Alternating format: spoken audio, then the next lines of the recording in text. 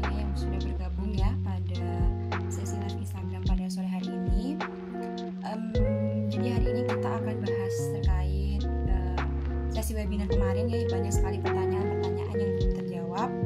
Jadi pada siang hari ini kita akan adakan sesi live sharing session dengan Ibu Ratih terkait pencegahan hari bunuh diri sedunia. Jadi untuk teman-teman yang masih punya pertanyaan, yang masih bingung bagaimana cara mengatasi ketika kita berada pada posisi tersebut, atau misalkan punya teman yang ingin bunuh diri, bagaimana cara kita membantu mereka untuk keluar dari zona tersebut, silakan nanti ditanyakan langsung kepada Ibu Ratih.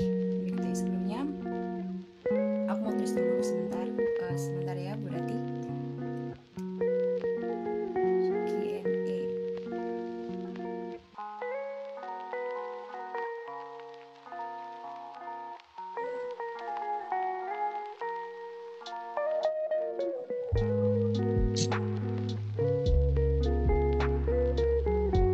Halo, selamat sore Bu. Ya, selamat sore. Kalau di Australia sudah malam ya Bu? Iya, udah jam 6:30 ya sekarang ya. Iya, baik Bu. Oke, Ya. mungkin ini sesuai dengan rencana kita ya Bu. Ya. Kita akan mengadakan sesi Q&A untuk teman-teman yang masih punya pertanyaan terkait webinar kemarin yang masih belum sempat ditanyakan. Silahkan langsung tuliskan pertanyaan teman-teman, nanti akan dijawab langsung sama Ibu Ratih. Nah, sambil menunggu pertanyaan teman-teman nih Bu, aku ada beberapa juga pertanyaan teman-teman gitu yang lainnya yang udah memberikan pertanyaannya. Itu menanyakan bahwasanya gimana sih Bu caranya untuk kita itu agar tidak pesimis gitu. Mungkin dalam kondisi ketika dia itu ingin bangkit tapi rasa pesimis itu ada gitu dalam dirinya. Kira-kira menurut Bu Ratih itu seperti apa Bu? Iya, jadi memang kalau kita berbicara terkait dengan pesimisme ya, itu nanti kalau misalnya dibiarkan, itu nanti bisa berubah menjadi perasaan putus asa, jadi hilang harapan gitu. Oleh karena itu memang aku setuju banget untuk sangat penting memaintain jangan sampai kita terlalu pesimis berlebihan, dan bagaimana biar mengubah si pesimisme ini menjadi sesuatu yang lebih optimis gitu ya. Kuncinya lagi-lagi itu adalah ke mindset, ke bagaimana cara kita berpikir terkait dengan situasi. Hal yang paling basic mungkin ya yang bisa kita lakukan untuk membangkitkan optimisme kita kembali itu adalah mengingat kembali pengalaman-pengalaman keberhasilan atau hal-hal baik yang sudah pernah kita lalui sebelumnya. Jadi kalau dari teori terkait sama pesimisme tentang learned helplessness ya, tentang orang yang merasa tidak berdaya, orang yang merasa mungkin hilang harapan, putus asa, itu karena mungkin sudah terlalu banyak kegagalan yang dialami di dalam kehidupannya gitu ya, sehingga dia menjadi sulit untuk mengingat hal-hal baik yang sudah terjadi.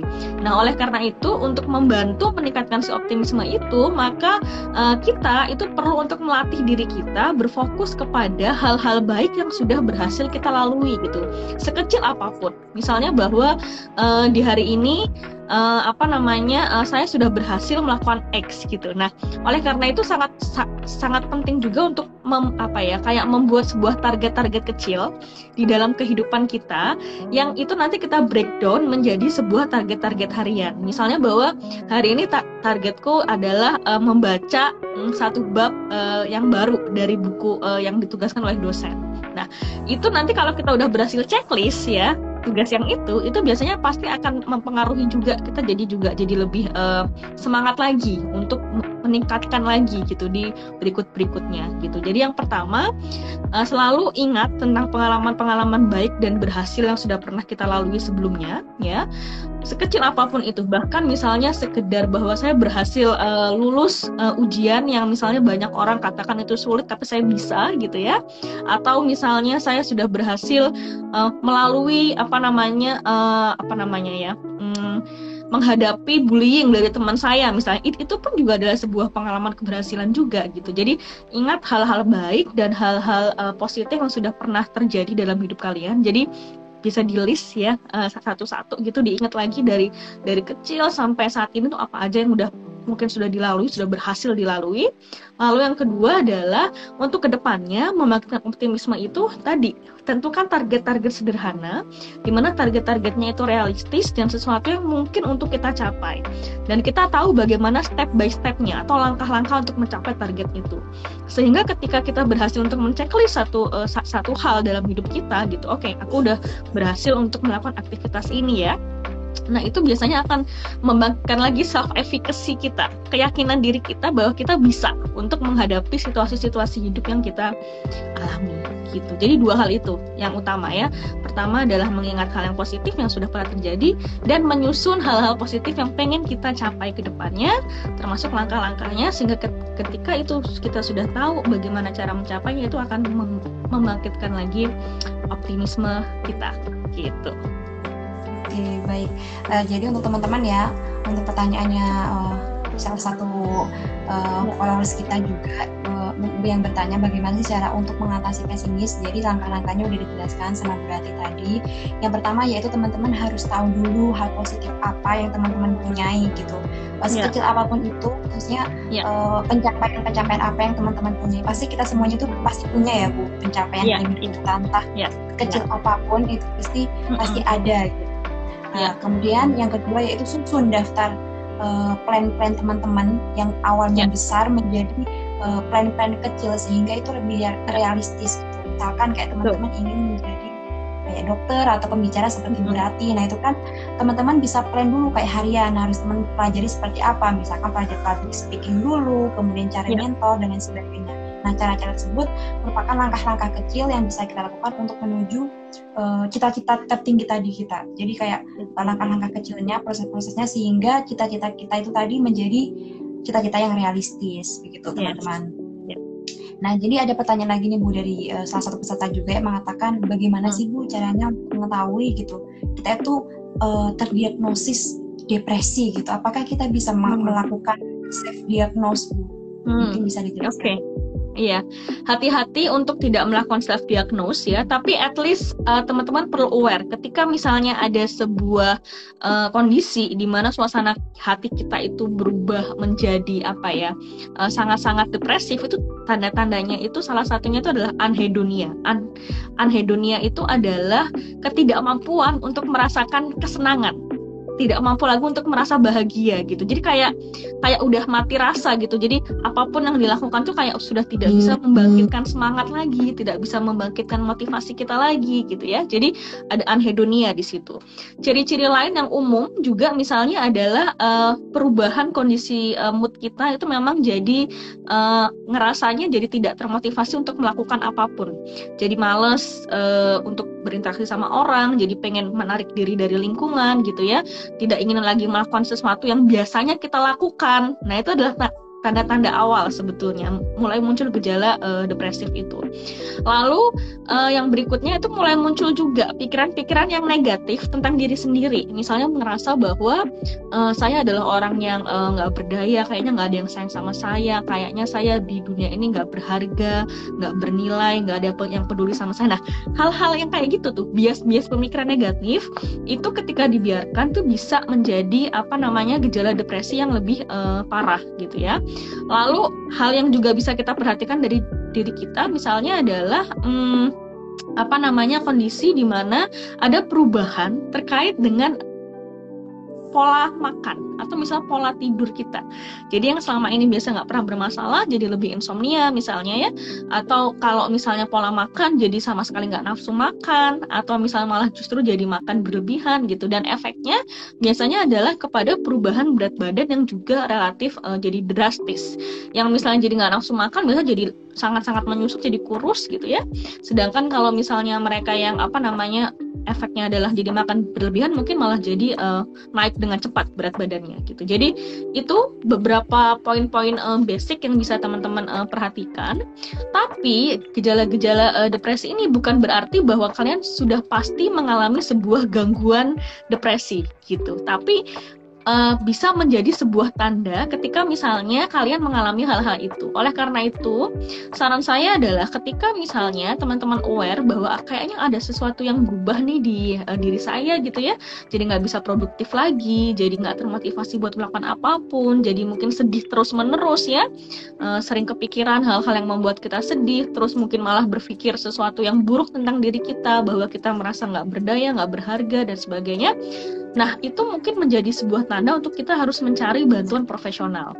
Jadi artinya adalah edukasi mengenai gejala depresi itu jangan dijadikan acuan untuk self-diagnose. Karena belum tentu bahwa kalian mengalami itu tuh pasti mengalami sebuah gangguan depresi gitu loh. Bisa saja itu adalah sebuah kondisi yang mungkin relatif bisa diatasi, tidak harus sampai ke proses psikoterapi yang mungkin biasa dialami oleh dengan gejala depresi itu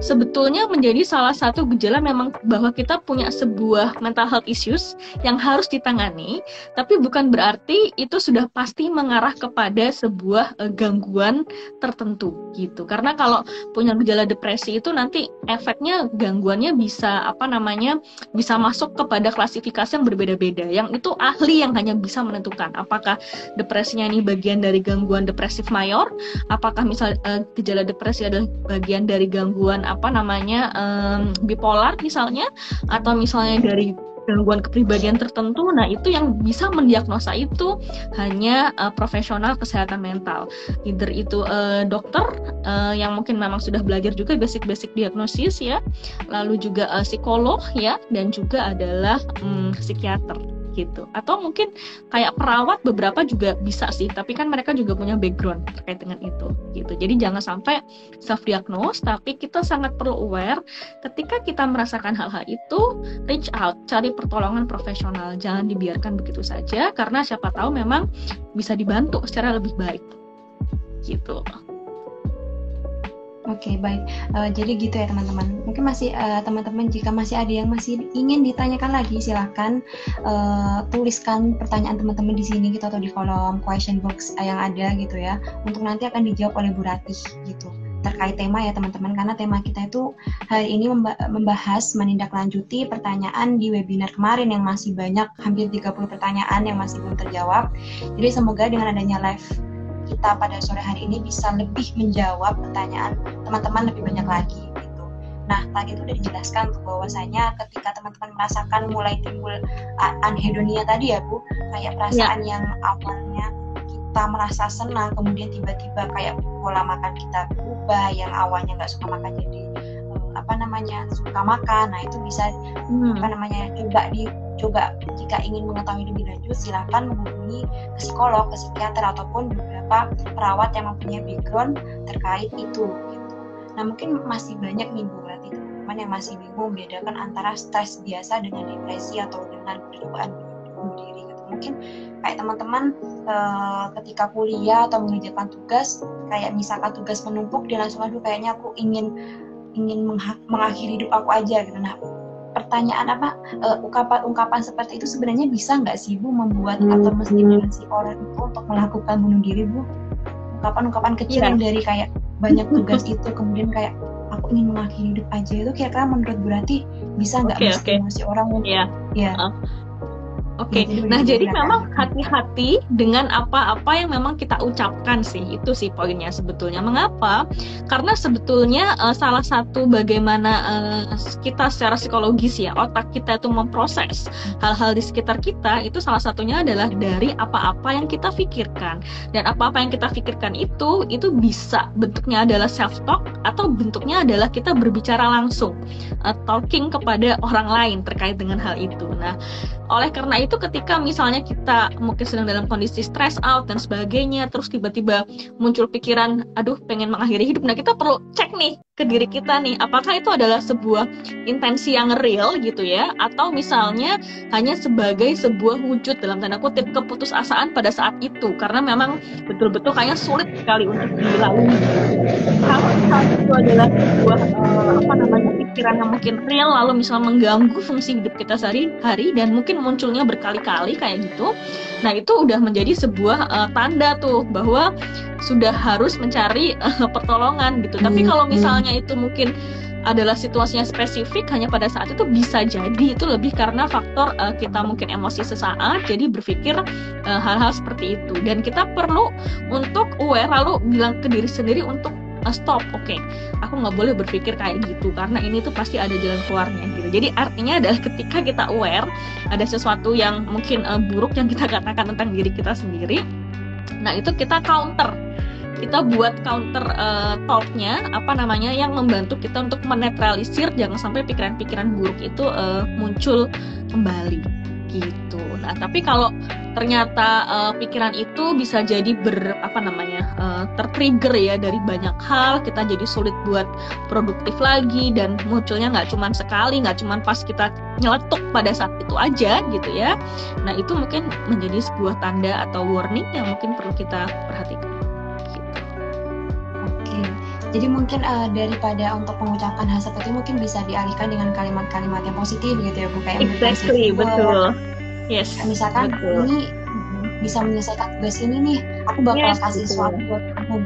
Daripada kita memberikan ya kata-kata negatif, jatuhnya nanti kita yang akan kayak merasa down sendiri gitu.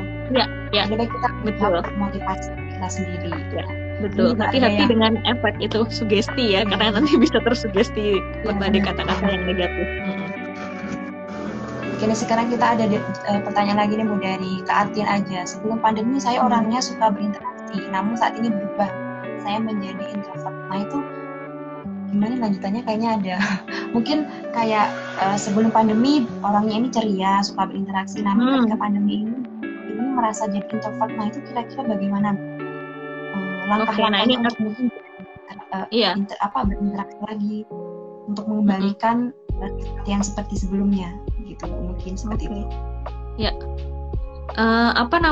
kalau dilihat memang kita ketika kita merasa bahwa kita berubah, kita juga perlu aware sih berubahnya itu adalah karena situasi spesifik tertentu, misalnya karena memang kondisi pandemi tidak memungkinkan kita untuk misalnya keluar gitu ya dari rumah, terus kita mungkin lebih banyak berinteraksi secara mandiri gitu ya dengan hobi kita dan sebagainya, sehingga kita sudah merasa nyaman dengan itu.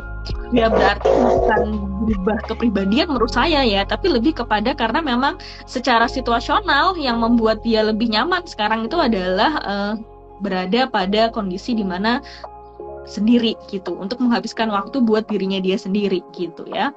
Kalau misalnya selama ini kondisi perubahan itu tidak mengganggu produktivitas sehari-hari, sebetulnya sih nggak masalah gitu. Artinya adalah ya mungkin walaupun misalnya menjadi lebih banyak aktivitas sendiri, kita tetap bisa produktif, tetap bisa berkarya, tetap bisa menyelesaikan tugas-tugas kita dengan baik, itu nggak masalah gitu. Tapi kalau misalnya kita itu akhirnya berubahnya mungkin bukan cuma sekedar pengen punya waktu sendiri ya, tapi betul-betul sampai menarik diri dari lingkungan kita, ketika teman itu ngajak ngobrol kita tidak berminat gitu ya, terus ketika kita bertemu sama orang lain tidak lagi berminat buat berhubungan sama mereka. Nah itu ada yang perlu dicek nih, yang membuat kita jadi tidak passionate lagi, tidak berminat lagi, itu apakah karena diri kita sendiri yang memang sedang butuh waktu buat diri kita gitu ya, ataukah misalnya memang ada sebuah masalah gitu dalam hubungan kita dengan orang-orang lain di sekitar kita gitu.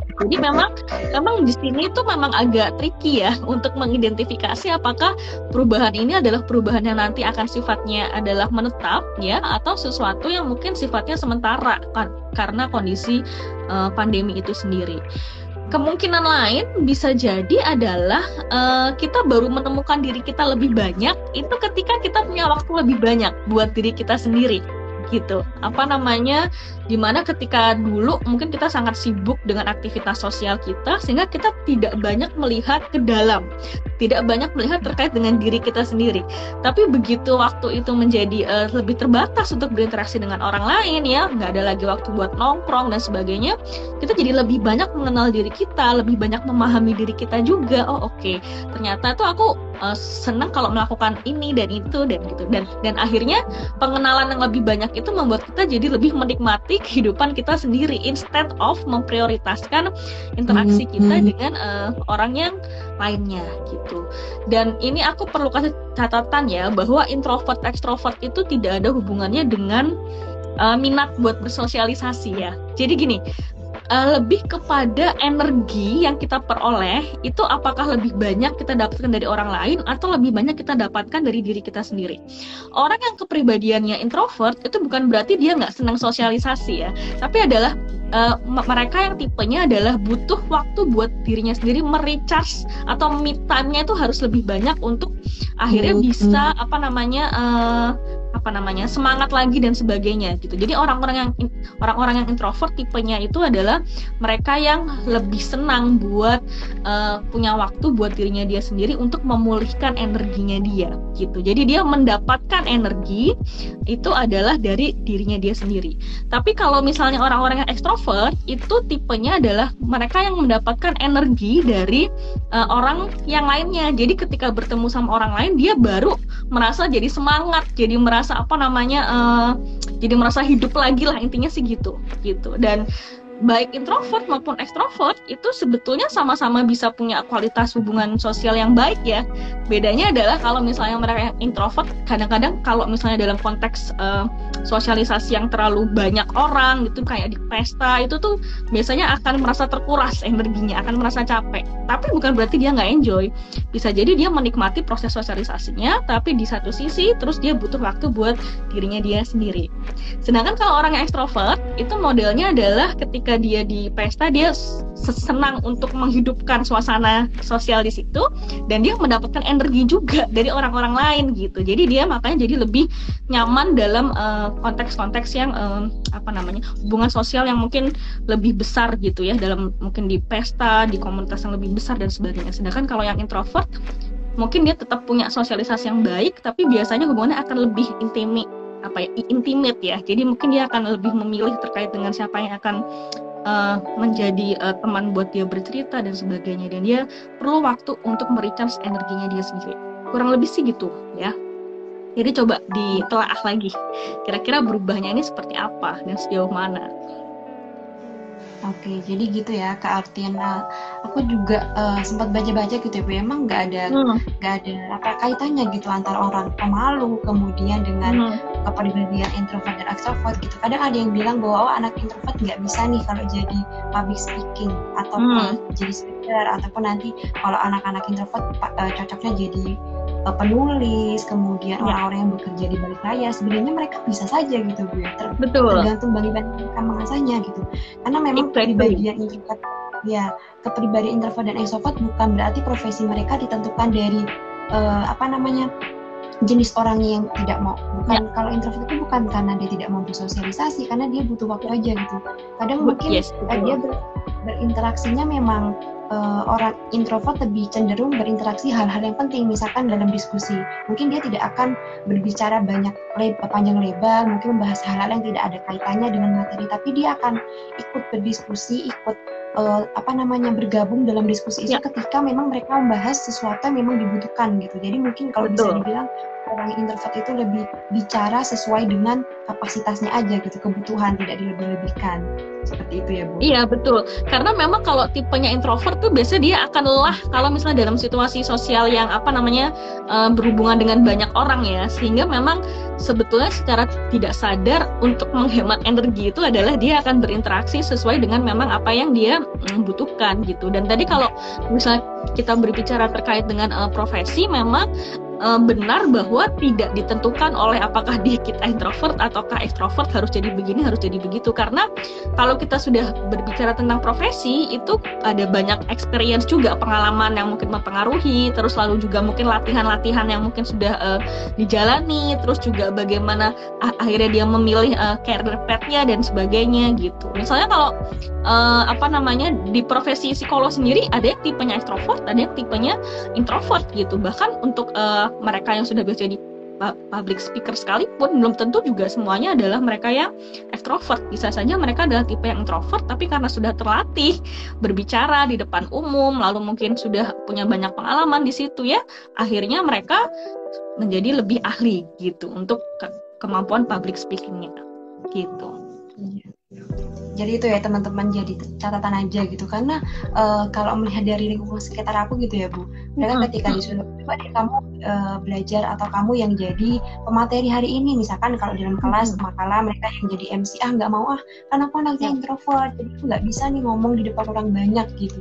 Sebenarnya kan itu alasan aja nggak sih Bu kalau yang kayak gitu tuh? Bukan. Iya, itu antara alasan atau memang dia takut untuk mencoba. Jadi lebih didasari oleh faktor anxiety-nya ya, faktor kecemasannya gitu, bahwa dia takut berbicara di depan umum karena mungkin dia merasa tidak percaya diri, takut misal dikritik oleh orang lain dan sebagainya gitu. Padahal kalau misalnya dia dilatih dan semakin banyak orang berlatih, itu paparan semakin banyak, biasanya akan menjadi sebuah experience juga, jadi pengalaman yang membuat kita juga jadi lebih terampil dalam hal itu gitu. Jadi artinya adalah jangan menjadikan alasan bahwa kita merasa tidak terlalu pintar bicara atau kita sebagai sosok yang pemalu jadi nggak bisa mengerjakan tugas-tugas yang memang harus kita kerjakan dan sebagai bagian dari pertumbuhan diri kita gitu. Karena kan biar bagaimanapun kita sebagai manusia tetap harus belajar hal baru, bertumbuh gitu ya, mengatasi ketakutan-ketakutan kita sendiri untuk bisa jadi lebih baik ke depannya. Iya benar sekali Bu. Jadi jangan gunakan kepribadian atau istilah introvert dan extrovert itu sebagai pembatas teman-teman untuk terus berkarya, untuk terus berkreasi gitu. Jadi nggak ada pembedanya antara introvert dan extrovert itu teman-teman. Semuanya itu kesuksesan apapun cita-cita teman-teman itu tergantung dari usaha teman-teman sekalian yang teman-teman lakukan gitu. Exactly. Nah kemudian betul. Ada pertanyaan lagi nih Bu dari Kak Citra. Cara keluar dari lingkup toksik yang udah gaslighting kita gimana ya? Susah banget, jujur gak tahu caranya. Nah, mungkin bisa dijelaskan Bu. Jadi sebetulnya kalau misalnya kita tahu bahwa ada sebuah lingkup pergaulan kita atau lingkup interaksi kita yang kita anggap itu sudah toksik, sudah terlalu banyak unsur-unsur manipulasi. Kan gaslighting itu kan konsepnya itu adalah manipulasi gitu ya. Jadi kayak kita itu seringkali pada posisi dalam tanda kutip ya kayak dijatuhkan, yang tujuannya itu adalah untuk mengambil kendali dari diri kita sendiri gitu. Jadi seakan-akan apa yang kita sampaikan itu tidak pernah dianggap benar gitu ya, sehingga membuat orang yang melakukan gaslighting itu berhasil untuk melakukan manipulasi atau menutupi niatnya ya untuk memanfaatkan kita dan sebagainya gitu. Kalau misalnya teman-teman menemukan ada sebuah situasi yang ini kayaknya toksik dan orang ini tipenya adalah gaslighting, ya itu pilihan untuk keluar itu ada di kita gitu. Keluarnya itu artinya gini, kalau misalnya dia itu adalah lingkup pertemanan yang masih mungkin untuk kita hindari, artinya adalah ya sebaiknya cari lingkungan yang lebih positif instead of lebih banyak berinteraksi sama mereka yang cenderung toksik dan melakukan gaslighting ini. Tapi kalau misalnya lingkungannya itu adalah lingkungan keluarga misalnya ya, yang mungkin kita kita pribadi juga sulit untuk bisa keluar. Nah, itu memang kita perlu bikin personal boundaries dan juga ruang untuk diri kita sendiri memulihkan diri kita. Ketika kita sedang merasa down, kita sedang merasa sangat sedih, kecewa gitu ya, marah dengan apa yang terjadi di lingkungan terdekat kita.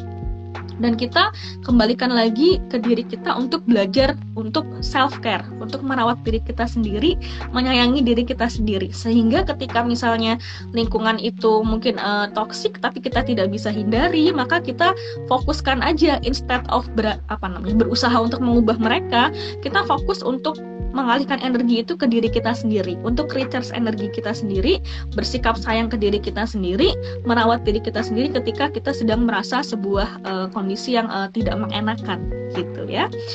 Opsi yang lain kalau misalnya memang memungkinkan untuk keluar, ya bagus, artinya adalah cari opsi lah lingkungan pertemanan atau lingkungan pergaulan yang baru yang itu lebih memberikan sebuah efek positif juga ke diri kita gitu ya.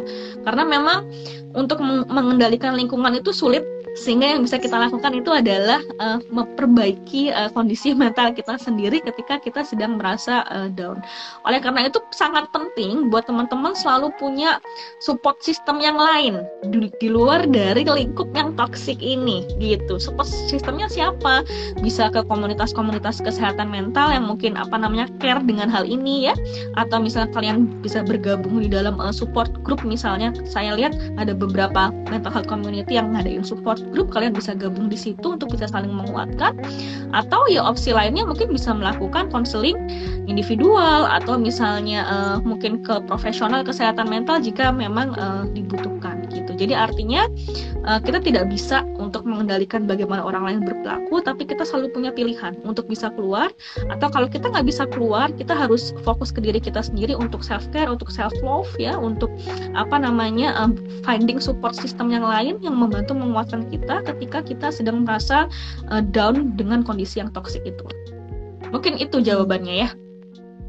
Oke, aku fallback lagi ya Bu, follow up dari jawaban Bu Rati gitu kan. Mungkin kadang teman-teman masih ada yang bingung nih untuk keluar dari lingkungan yang toksik ketika mereka udah berusaha untuk keluar, tapi ternyata mungkin mereka ketika mereka keluar mereka akan mendapatkan bulian Bu. Mungkin nanti mereka akan ditakut-takuti kayak ketika kamu kalau kamu udah nggak ikut sama aku lagi, atau kita udah kalau kamu udah nggak ngikutin kita, nanti kamu akan dapat dampaknya, aku akan melakukan hal-hal yang jauh lebih buruk daripada ini. Nah itu gimana sih caranya untuk kita menghindari rasa takut itu, kemudian kita bisa lebih kuat dan kita tuh bisa punya cara sendiri untuk mengatasi hal itu gitu. Mungkin kebanyakan orang masih takut gitu ketika mereka diberikan treatment atau hal-hal ucapan-ucapan seperti itu, mereka akan menjadi down dan akhirnya mereka balik lagi ke lingkungan yang toksik tadi. Itu gimana caranya? Ya betul, itu memang kayak sebuah siklus ya, karena seringkali mereka yang mungkin dalam tanda kutip mungkin toksik atau abusive gitu ya, atau yang mungkin tadi manipulatif ya, itu mempengaruhi juga bagaimana kita secara psikologis sebagai dalam tanda kutip di sini sebagai korban, sebagai individu yang merasa diintimidasi gitu. Oleh karena itu untuk bisa keluar pelan-pelan, kita tuh harus punya mindset di mana kita harus mengeset bahwa keberhargaan diri kita itu tidak ditentukan oleh seberapa jauh saya bisa diterima oleh lingkungan itu gitu. Artinya bahwa ketika misalnya mereka tidak lagi menerima saya, atau misalnya mereka mungkin akan melakukan hal-hal buruk, saya sudah harus bisa mengantisipasi untuk bisa berdiri di kaki saya sendiri. Caranya apa ya tadi? Menemukan support system yang lain yang bisa membantu kita untuk mengatasi itu ya. Lalu habis itu pasang mindset afirmasi positif ke diri sendiri bahwa ini adalah bagian dari saya bisa menyayangi diri saya sendiri, bahwa saya itu bisa bangkit dan tanpa orang lain pun saya misalnya masih punya pegangan yang lain. Contohnya siapa? Yang mungkin bisa Tuhan gitu ya. Kalau kita orang yang punya keyakinan agama yang kuat, kita gantungkan harapan kita hanya pada Tuhan misalnya gitu ya. Atau misalnya gantungkan juga perasaan kita yaitu adalah ke diri kita sendiri. Jadi karena misalnya orang lain itu mungkin dalam tanda kutip ya bersikap jahat ke kita, bukan berarti bahwa kita yang salah gitu. Orang itu seringkali jadi terintimidasi, jadi punya memang seringkali muncul sebuah kondisi kayak viktimisasi gitu loh. Jadi kayak kita merasa sangat sebagai korban gitu yang tidak berdaya, yang mungkin itu adalah efek dari pengalaman kekerasan yang sudah sering kita alami. Oleh karena itu memang memulihkannya itu perlu pelan-pelan, di mana kita mulai dulu dari berusaha untuk sayang ke diri sendiri, untuk bisa self care, untuk bisa pasang afirmasi yang positif bahwa keberhargaan kita tidak ditentukan oleh seberapa jauh saya diterima di dalam lingkungan itu gitu ya. Dan bahwa yang salah di sini itu bukan saya gitu ya, tapi adalah mungkin memang lingkungan itu yang toksik gitu. Dan ketika misalnya kita merasa sudah sangat sulit untuk berdiri di kaki sendiri, mungkin kita sudah sangat banyak dipengaruhi sama trauma-trauma dalam hubungan kita di masa lalu. Nah, itu mungkin adalah tanda untuk kita perlu melakukan proses healing yang lebih mendalam gitu ya, untuk kita bisa mungkin cerita gitu ya ke support system yang bisa kita andalkan. Siapa? Contohnya adalah profesional kesehatan mental, di mana nanti mungkin kita bisa ditelaah ada bias-bias negatif ya yang mungkin mempengaruhi terkait dengan kondisi psikologis kita, sehingga kita jadi sulit buat mengatasi ketakutan itu. Karena pada dasarnya ketakutan tuh sumbernya itu adalah di mindset kita, bagaimana kita berpikir tentang situasi dan bagaimana kita berpikir tentang diri kita sendiri, dan itu yang perlu untuk diubah gitu. Oke, baik, terima kasih berarti jawabannya. Jadi begitu ya, Kak Citra tadi, memang ketika kita dalam lingkungan yang toksik itu bukan kita yang harus memaksakan untuk di situ gitu, tapi bagaimana kita bisa menyayangi diri kita, berusaha untuk keluar dari lingkungan itu gitu kan. Ketika memang kita udah berusaha untuk keluar, kemudian ada mendapatkan perlakuan yang tidak mengenakan dari mereka, ya kita kembali lagi kepada diri kita sendiri gitu. Kita hidup gitu bukan sebagaimana kita bisa diterima oleh mereka, tapi bagaimana kita bisa membuat diri kita jauh lebih berharga gitu. Cari support system misalnya, kemudian cari platform support system, support juga gitu. Jadi masih banyak opsi-opsi yang lain yang bisa teman-teman lakukan untuk mengurangi rasa cemas dari lingkungan yang toksik tadi gitu. Nah, ini ada pertanyaan lagi nih dari Kak Hai.Halo. Bagaimana cara mengatasi kecemasan yang berlebihan saat merasa sendirian atau kesepian? Silakan dijawab. Oke. Iya, balik lagi, kecemasan, ketakutan, kekhawatiran itu sumbernya itu adalah dari mindset kita, dari bagaimana kita berpikir terkait dengan diri kita maupun terkait dengan situasi gitu ya. Oleh karena itu, kalau misalnya teman-teman ketika sedang merasa ketika sendirian itu tiba-tiba cemas, coba diidentifikasi nih, dicek kira-kira apa sih yang terlintas di pikiran kita yang membuat kita akhirnya menjadi cenderung cemas gitu. Nah, apa saja pola-pola pikir yang membuat kita jadi gampang cemas? Misalnya seringkali itu kita memprediksi hal-hal yang belum terjadi gitu. Jadi akhirnya muncul ketakutan-ketakutan yang berlebihan. Padahal sesuatu yang kita takutkan itu adalah belum tentu terjadi. Karena hayalan kita sendiri itu yang membuat kita jadi cemas gitu. Atau kita cenderung berpikirnya itu black and white gitu ya. Jadi misalnya kalau saya nggak berhasil dapat X gitu ya, artinya saya orang yang tidak berguna dan sebagainya. Dan itu mau nggak mau pasti akan memunculkan sebuah insecurity juga ke dalam diri kita gitu. Jadi artinya kita perlu cek pikiran-pikiran apa saja yang mungkin muncul yang memicu kecemasan itu ya. Lalu yang kedua ya, kita bisa coba lakukan strategi-strategi untuk mengelola kecemasan dalam bentuk relaksasi. Nah, mungkin teman-teman bisa misalnya mulai cari ya aplikasi-aplikasi yang mungkin bisa mengajarkan terkait sama mindfulness misalnya ya. Itu melatih kita untuk bisa berfokus pada nafas sehingga kita tidak terlalu tidak terlalu terpaku sama pikiran-pikiran negatif yang kita miliki ya. Dan mungkin bisa juga teknik-teknik lain yang membuat kita jadi lebih relax ya. Entah misalnya mungkin kita melakukan journaling, kita sharing perasaan kita di jurnal kita, atau kalau misalnya kita merasa butuh untuk berbagi ya silakan mungkin teman-teman bisa berbagi sama support system yang ada di sekitar teman-teman semua gitu ya. Atau mungkin mencari panduannya dalam hal secara spiritual ya, karena ada banyak juga misalnya mereka-mereka yang merasa cemas lalu mungkin dengan berdoa, dengan berpikir ya, itu juga bisa jadi sarana untuk meredakan kecemasan, karena kita tahu ada sesuatu yang mungkin lebih besar dari diri kita yang lebih memberikan perlindungan gitu ya, lebih memberikan sebuah kondisi yang aman buat diri kita sendiri. Oke, berarti.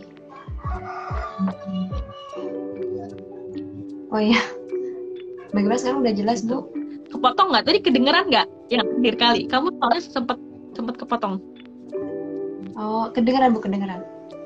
Kedengeran ya? Udah cukup berarti Bu penjelasannya untuk. Ya, kuncinya adalah kelola mindsetnya dengan dengan kenali apa yang memicu itu ya. Terus habis itu cari pengalihan yang membuat kita jadi lebih rileks ya, dengan teknik-teknik relaksasi atau misalnya latihan meditasi mindfulness gitu ya, atau misalnya bisa juga yang mungkin pendekatannya lebih spiritual ya, atau misalnya lewat journaling dan sebagainya gitu. Sekali Bu. Karena memang kalau kita udah mengatur atau mengelola diri kita yang positif, misalkan bersyukur, jadi teman-teman jangan merendah atau meremehkan ya kalimat ucapan syukur kita yang kita ucapkan tiap hari. Ketika kita bangun tidur, contohnya kayak kita mengatakan kepada diri kita, oke, hari ini aku akan produktif, atau oke, hari ini aku harus bahagia. Nah, itu merupakan salah satu cara gitu untuk kita itu ketika menjalani hari-hari itu semakin baik gitu. Mungkin karena teman-teman bisa jadi ketika teman-teman hari itu merasa cemas, mungkin Bisa jadi karena malamnya tidur begadang atau mungkin nonton drakor, kemudian bangun pagi jadi malas melakukan sesuatu gitu. Coba deh ubah lagi kebiasaan itu, kayak bangun tidur atau tidur sesuai jamnya, timing untuk tidurnya ditentukan, kemudian bangun pagi atau misalkan teman-teman olahraga. Nah, itu merupakan cara-cara juga atau rutinitas yang bisa dilakukan untuk mengelola emosi teman-teman gitu. Sebenarnya kalau menurut aku sendiri ya Bu, emosi negatif itu nggak salah gitu, karena ya itu merupakan bentuk ungkapan diri kita, tapi kan kita bisa mengontrolnya. Kayak nggak selamanya kita harus punya emosi negatif terus, kayak rasa malas. Nah, rasa malas itu sebenarnya setiap orang punya, tapi bukan berarti rasa malas itu harus kita pertahankan. Kita bisa kontrol, oke, hari ini aku malas nggak apa-apa, tapi jangan sampai tugas-tugas aku menumpukkan rasa malas ini gitu. Jadi harus ada pendorong atau pemicu dalam diri kita supaya rasa malasnya tadi itu bisa terkontrol gitu, teman-teman. Tadi juga ada tipsnya dari Bu Rati. Teman-teman bisa melakukan teknik mindfulness melalui seorang psikolog juga, atau misalkan orang-orang yang udah praktisi yang udah terlatih. Biasanya banyak sekali webinar terkait mindfulness ataupun sesi layanan kesehatan mental juga yang menyediakan mindfulness gitu. Jadi tinggal bagaimana caranya teman-teman untuk mencari apa yang teman-teman butuhkan. Betul. Ini ada pertanyaan lagi dari Kak Asya NFR. Saya pernah berada di dalam toxic relationship yang akhirnya membuat saya tidak bisa mencintai diri sendiri. Iya. Ini sebenarnya udah dijelaskan. Iya, betul. Memang salah satu efeknya itu ya. Jadi kalau kita udah dalam kondisi hubungan yang toksik dalam jangka waktu yang cukup panjang, biasanya akan mempengaruhi bagaimana kita berpikir tentang diri kita sendiri ya. Oleh karena itu memang sangat butuh untuk kita pelan-pelan membangun kepercayaan diri kita itu lagi gitu. Dan itulah makanya seringkali banyak teman-teman yang terjebak dalam hubungan yang toksik itu butuh bantuan profesional, karena membantu untuk melakukan sebuah afirmasi tentang diri sendiri bahwa kita itu adalah sosok yang masih berharga, sosok yang pantas untuk disayangi, dan bagaimana untuk bisa perlahan-lahan tuh keluar dari hubungan yang toksik itu gitu. Karena biar bagaimanapun, lagi-lagi ya aku tekankan, keberhargaan diri kita, nilai diri kita tidak ditentukan oleh hubungan kita dengan dia yang mungkin jahat sama kita gitu ya, tapi adalah dari diri kita sendiri. Jadi kita yang memang perlu berusaha untuk membangun itu lagi dan keluar dari lingkungan yang toksik itu gitu. Gitu ya Kak Asya NFR gitu. Tapi mungkin teman-teman masih bingung Bu, mungkin mereka masih punya mindset gitu ya, orang yang datang ke psikolog itu berarti mereka yang mengalami atau memiliki gangguan kejiwaan. Nah, mungkin gimana sih Bu caranya untuk memberitahu, menginformasikan kepada anak-anak muda nih, misalnya ketika orang psikolog itu bukan hanya konsultasi terkait kejiwaan aja gitu. Jadi mungkin ada beberapa layanan yang diberikan dari psikolog. Mungkin bisa dijelaskan nih dari Ibu Rati yang punya pengalaman gitu kan, udah mempunyai klien yang datang ke Ibu Rati gitu. Mungkin bisa diinfokan kepada teman-teman milenial sih Bu. Iya. Oke ya, jadi artinya memang mungkin itu adalah sebuah stigma ya di masyarakat ya, bahwa mereka yang datang ke psikolog itu adalah mereka yang pasti memiliki sebuah gangguan kejiwaan. Faktanya adalah tidak gitu, karena ada banyak sekali isu-isu terkait sama hubungan, terkait dengan diri sendiri, terkait mungkin dengan masa depan, mengenai pertumbuhan diri ya, tentang hubungan dengan keluarga dan sebagainya, yang tidak bisa kita kategorikan sebagai gangguan kejiwaan, tapi itu mengganggu fungsi hidup kita sehari-hari gitu. Dan itulah yang biasanya akan dibantu juga oleh psikolog gitu. Artinya justru jangan sampai ketika kita udah punya gangguan dulu tuh baru kita reach out pertolongan gitu. Tapi adalah kita sangat perlu aware dengan diri kita, sudah seberapa jauh masalah yang sedang kita alami atau stresor yang sedang kita rasakan itu mengganggu keberfungsian hidup kita sehari-hari. Kalau itu sudah mengganggu, membuat kita jadi nggak sehat secara psikologis ya, secara fisik juga mungkin ya, atau misalnya mungkin secara produktivitas juga jadi jauh terganggu, jadi jauh menurun. Nah, itu mungkin adalah sebuah tanda untuk berbicara kepada psikolog atau mungkin ahli yang lainnya. Saya punya klien-klien yang misalnya dia mungkin tidak masuk ke dalam klasifikasi kegangguan kejiwaan tertentu ya, malah lebih banyak itu adalah mereka yang ingin memahami sebetulnya tentang diri mereka sendiri dan tentang bagaimana caranya bertumbuh menjadi lebih baik gitu. Karena seringkali itu kita terjebak di dalam sebuah masalah itu bukan karena masalahnya gitu, tapi karena memang ada yang belum kita kenali tentang diri kita sendiri gitu ya, atau mungkin ada yang belum kita kenali tentang situasi itu karena kita udah terlalu banyak terlibat dalam situasi yang nggak mengenakan itu, sehingga kita butuh perspektif dari orang ketiga yang mungkin lebih akan lebih objektif untuk memandang masalah yang sedang kita alami gitu. Anggaplah misalnya tadi sudah lama terjebak dalam hubungan yang misalnya toksik, kita nggak bisa keluar gitu karena rasanya kalau kita di situ tuh kayak udah mentok kemana-mana gitu. Nah tapi dengan kita berbicara kepada psikolog, kepada ahli yang melihat itu dari sudut pandang orang ketiga, biasanya akan bisa membantu kita untuk membuka sebuah perspektif yang baru. Oh iya ya, bahwa sebetulnya tuh aku punya sisi diri yang ini loh gitu, bahwa aku tuh punya resource, sumber daya yang ini yang bisa aku manfaatkan gitu, yang itu akan membantu kita bisa keluar dari hubungan yang toksik sebelumnya, misalnya gitu ya. Jadi artinya ada banyak sekali isu-isu mengenai diri kita sendiri secara personal yang itu mungkin tidak masuk ke dalam masalah kepada gangguan kejiwaan gitu ya, tapi sudah perlu menjadi sebuah concern untuk kita bisa atasi juga. Atau bahkan misalnya sekedar untuk memahami ya, jadi saya juga punya klien yang tipenya ketika dia datang itu saya cuma pengen tahu sih Mbak, sebetulnya apa yang akan terjadi sama saya. Jadi dia hanya mencari sebuah jawaban tentang sebuah masalah yang sedang dia hadapi gitu, bahwa apa yang saya lakukan itu bener nggak ya Mbak, dan sebagainya gitu. Jadi artinya mereka hanya membutuhkan afirmasi, hanya membutuhkan sebuah validasi emosi yang mereka rasakan ya, yang itu sedikit banyak akan membantu jadi lebih lega juga secara emosional, juga jadi lebih ada sarana buat katarsisnya untuk mengeluarkan yang selama ini mereka sering pendam, jadi lebih terkeluarkan dengan berbicara kepada ahli gitu. Oke, jadi udah dibuka nih sama ahlinya seorang psikolog gitu. Jadi teman-teman jangan takut untuk konsultasi ke psikolog gitu, karena memang nggak hanya mereka atau teman-teman ketika udah punya diagnosis atau udah terdiagnosis gangguan mental tertentu baru datang ke psikolog, tapi teman-teman bisa mungkin cerita dalam lingkungan yang toksik, gimana cara keluar pada lingkungan yang toksik, cara mengembangkan diri, cara mengenali diri, semuanya itu teman-teman bisa konsultasikan kepada psikolog gitu, karena psikolog ini juga bertujuan untuk menumbuhkan teman-teman gitu, karena bisa jadi kita tuh udah ada potensi, kadang kita nggak tahu, kayak nggak ada yang mengingatkan, belum kita gali. Misalkan kayak kita punya potensi untuk berbicara dengan umum, tapi kita nggak mau menggali itu gitu, padahal sebenarnya kita punya potensi, kemudian memang kita bisa, cuma karena kita nggak ada yang support, kemudian jadi kita takut untuk mengeluarkan potensi-potensi yang ada dalam diri kita. Nah, salah satu contoh untuk yang bisa mengetahui potensi tadi, membantu kita untuk tahu ya, kita datang ke psikolog. Ya, betul.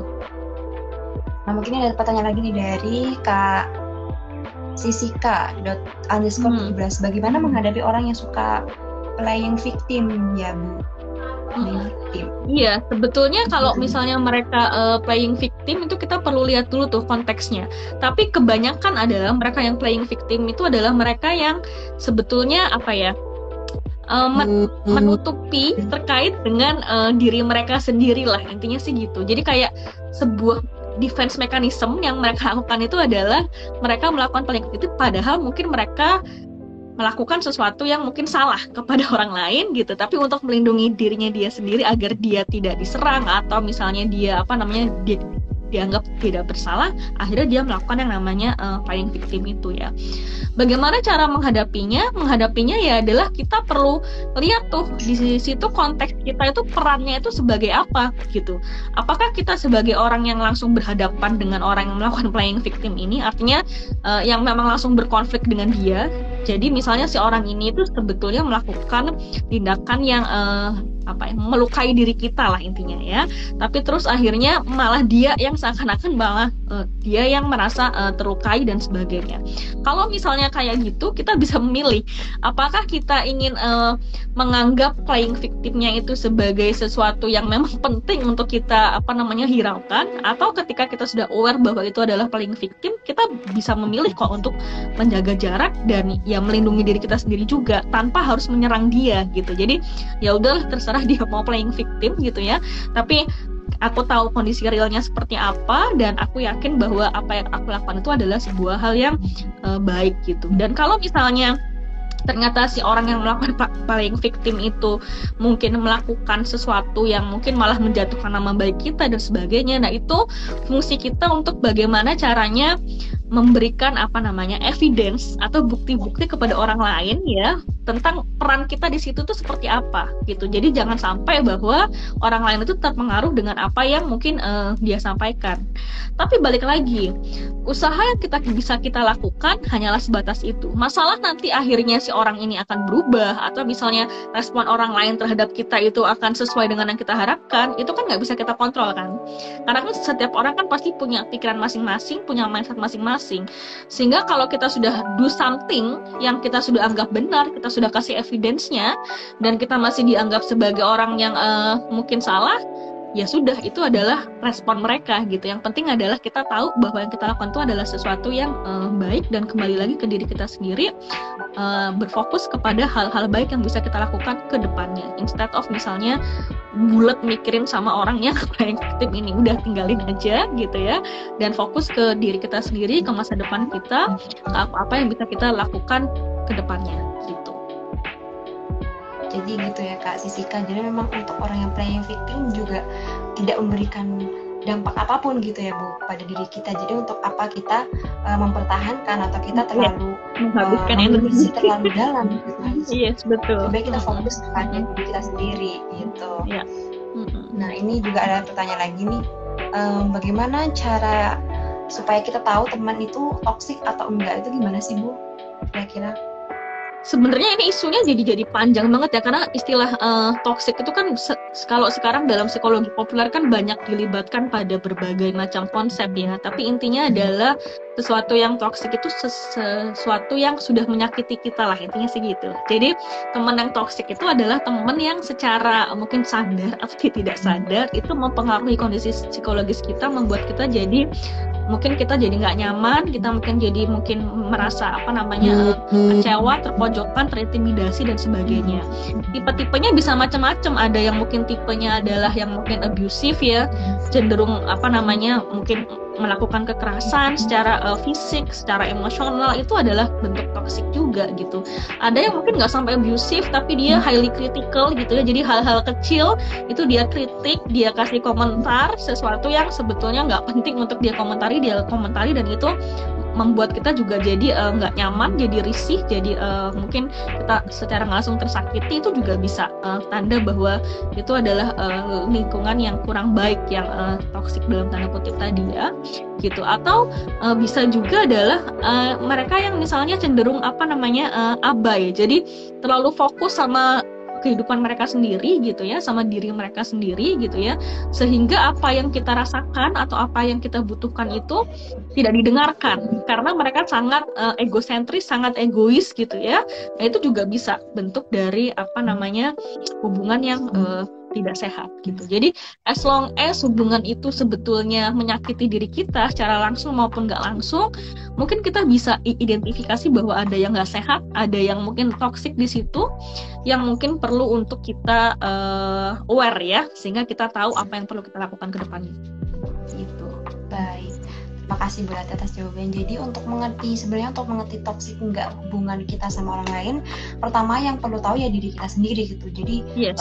Sepanjang bagaimana kita bisa kayak penekanan atau misalkan nggak boleh melakukan A, B, dan C, itu juga merupakan tanda toksik juga gitu kan Bu ya. Karena memang kita punya potensi dan lain sebagainya ketika dalam hubungan kita dikekang, ketika itu berhenti kita. Nah, itu bisa jadi juga salah satu tanda bahwa hubungan itu toksik tadi gitu.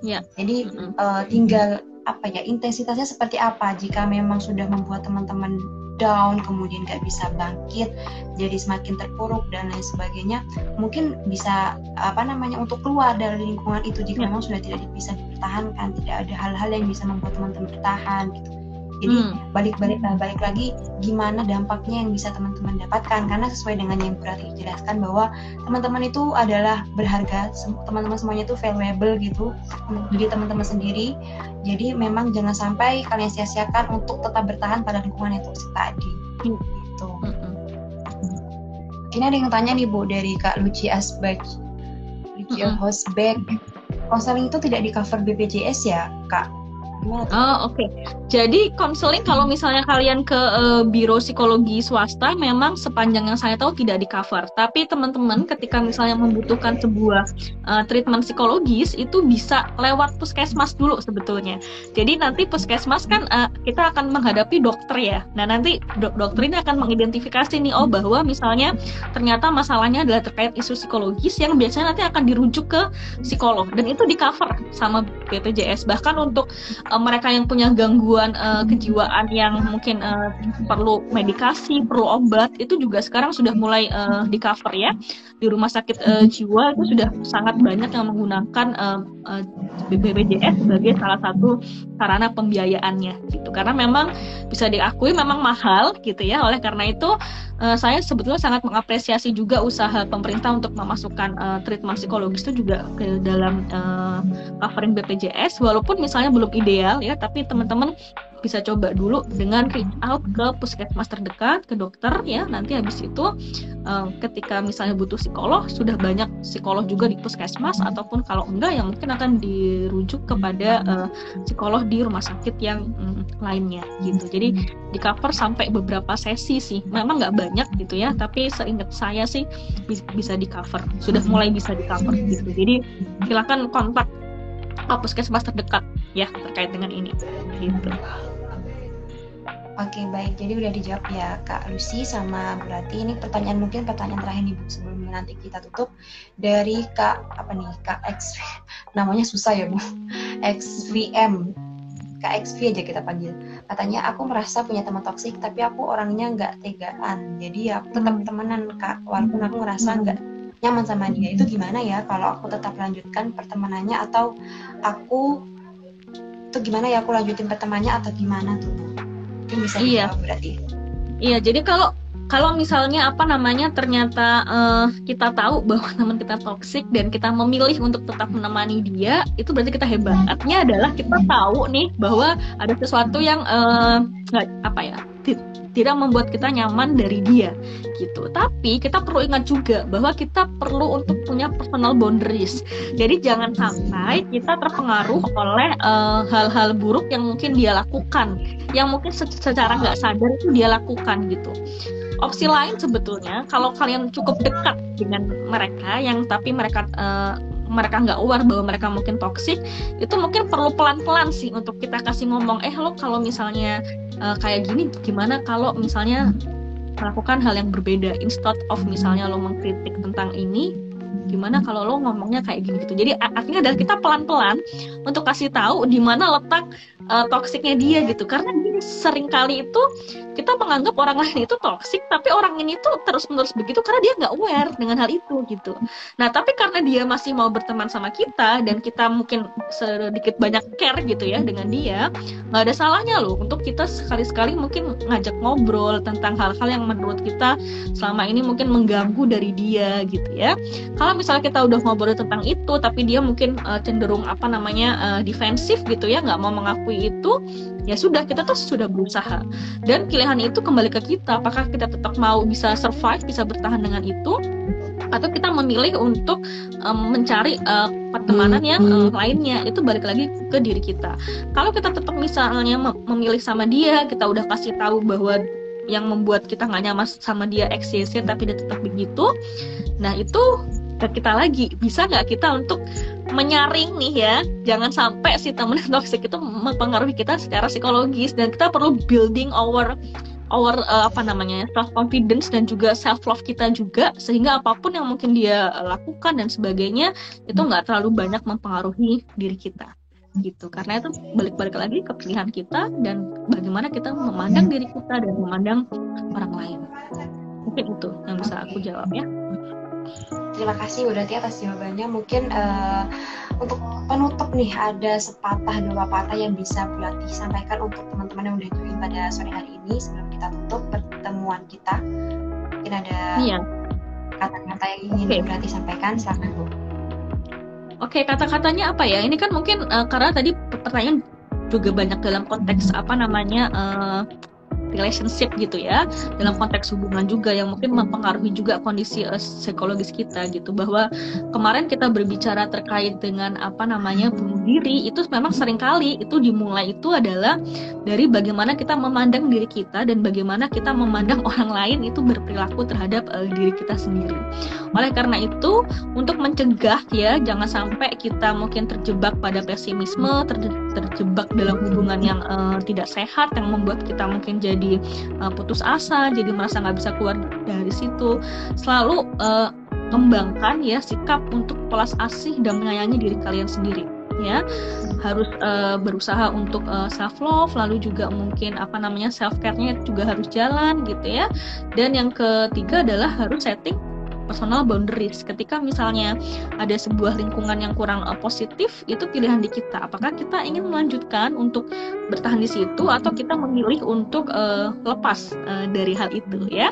Dan selalu temukan support system yang paling tepat, yang paling baik, yang membantu kita secara psikologis menjadi lebih sehat juga. Karena biar bagaimanapun support system itu juga menjadi sebuah dukungan yang penting untuk kondisi psikologis kita. Mungkin itu ya pesan-pesannya buat teman-teman semua di sini. Oke, baik. Terima kasih banyak berarti atas waktunya pada sore hari ini. Mungkin juga udah 1 jam pertemuan kita. Terima kasih juga untuk teman-teman yang udah join.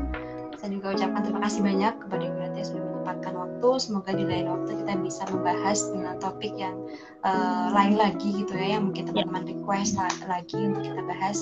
Jadi mungkin itu yang bisa kami sampaikan pada sore hari ini. Kurang dan lebihnya saya juga ucapkan mohon maaf yang sebesar-besarnya. Terima kasih sekali lagi kepada Bu Rati untuk kesempatannya. Sama-sama. Dan selamat sore semuanya. Assalamualaikum warahmatullahi wabarakatuh. Ya, waalaikumsalam warahmatullahi wabarakatuh.